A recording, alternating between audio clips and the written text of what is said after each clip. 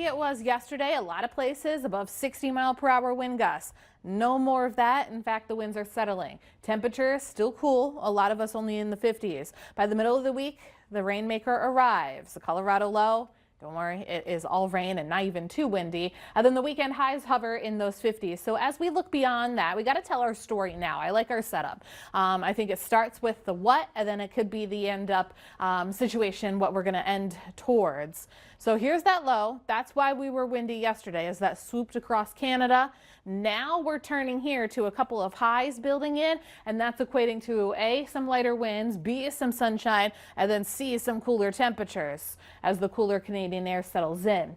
As we go throughout the day still, it's still a northwest wind, diminishing though, eventually turning northeast because of that high easing in. So all of that cooler and Canadian air builds. You can see our stratus cloud cover, it's dissipating, so it's sunnier south of the interstate than it is in the north. But as that high keeps moving in, that keeps changing.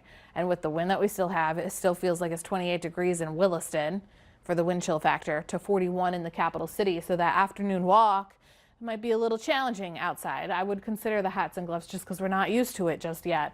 But we still have those northwest winds. They're looking a lot better even since this morning. However, still above 15 miles per hour sustained in Minot to Devil's Lake. The wind gusts are starting to diminish. Not many reports coming in over about 15 to 25 miles per hour. Compared to this morning, Minot was still at 40.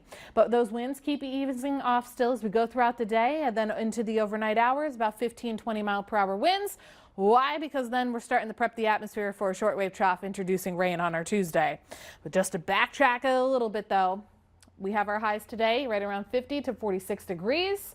So cooler in the northwest, and then here's where we're enabling all of that rain. So we have one system for Tuesday, light showers, and then we're going to become more widespread with that shower activity as we go into our Wednesday. So when you combine all of that from Tuesday through Saturday, potentially Saturday, if not Friday for sure, we'll see maybe around ½ an inch to 3/4 of an inch, possibly an inch of rain.